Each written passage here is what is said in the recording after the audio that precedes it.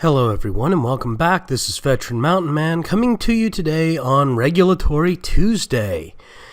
And so today, instead of just bringing up a new regulation like I have been for the past couple of weeks, I actually wanted to discuss to you the fundamental idea here behind Regulatory Tuesday, and that is to expose regulations within the governmental systems and why they are damaging to citizens. So what I actually want to start with is a quote, and this is a very famous author that I'm going to be quoting here. The author's name is John Locke, and for those of you who don't know him, he wrote 2 treatises of government.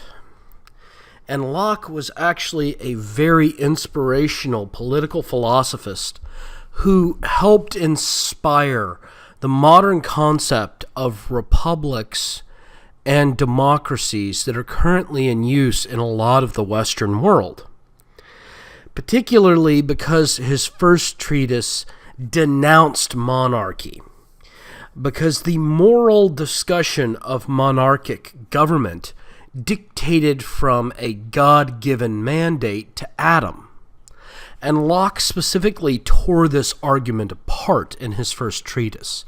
Now, many of you will find it very difficult to follow because it is very deep philosophy.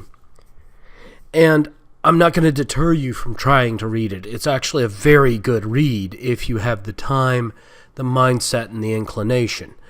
However, I want to sum up one of the most important aspects of his treatise, and that is this. It's his definition of a state of perfect freedom.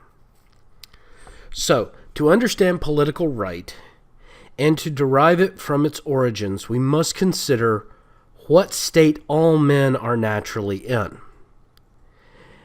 And that state is a state of perfect freedom to order their actions and dispose of their possessions and persons as they think fit, within the bonds of the law of nature, without asking leave or depending upon the will of another man.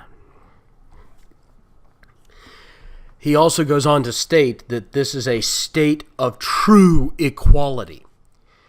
And this is part of the political problem now, is that many people believe that the inaction of these regulations in and of themselves will create equity within the system. And what's really true is that they won't. See, the inactions of regulations, by their very definition, restrict freedom.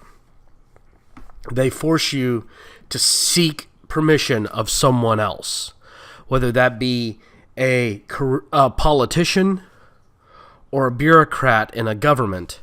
The act of mandating that you seek permission in and of itself restricts your freedom, and it actually causes you to be less free. Now, that is a very abstract concept, and there is justifiable argument for limiting it, in that you must limit it so that others cannot take away your freedom as well. So when you limit the state of perfect freedom, you limit it to a balanced state where other individuals cannot impose their will on you without your consent, and you cannot impose your will on them without their consent. And government does it regardless. And that is why government is directly antithetical to true freedom, to pure freedom. And so, for those of you who truly want freedom, we must restrict the government, because the government in and of itself is a man-made construct. It is something we have created. It is our property. And therefore, we have the right as citizens to do with that property we see fit. And in a state of pure freedom, we would be in total control of the government, and the government would be this tiny entity that just creates some basic rules and guidelines that we can all agree to. However, in most of Western society, these governments have become insanely large. And for those of you who are wanting to know where I took that quote from Locke's treatises, I'll give you the location right now. It's Chapter 2 of The State of Nature, Section 4. If you want to go look at it yourselves, make sure I didn't misquote him.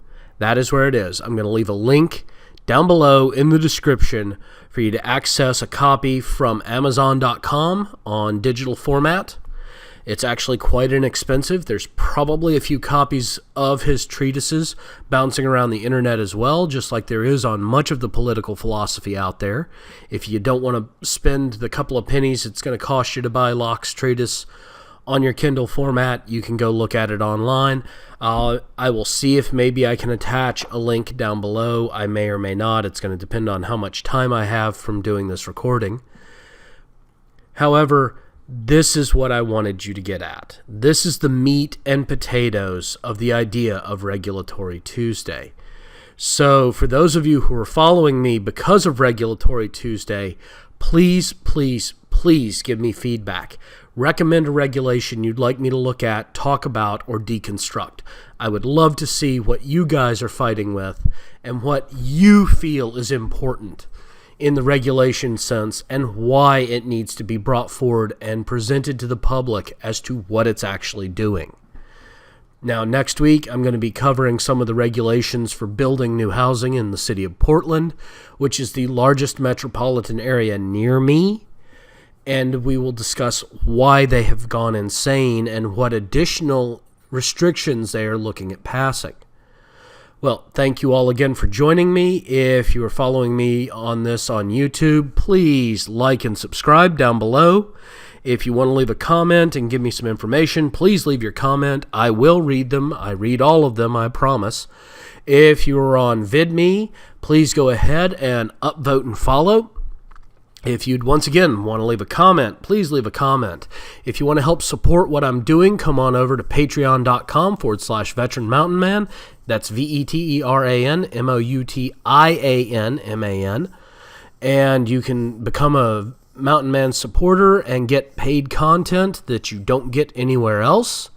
Also, if you want to just engage in general discourse with me, come on over to minds.com/Veteran Mountain Man. Those links are down below. And feel free to engage me in just general debate. I will chat with anyone who chats me up.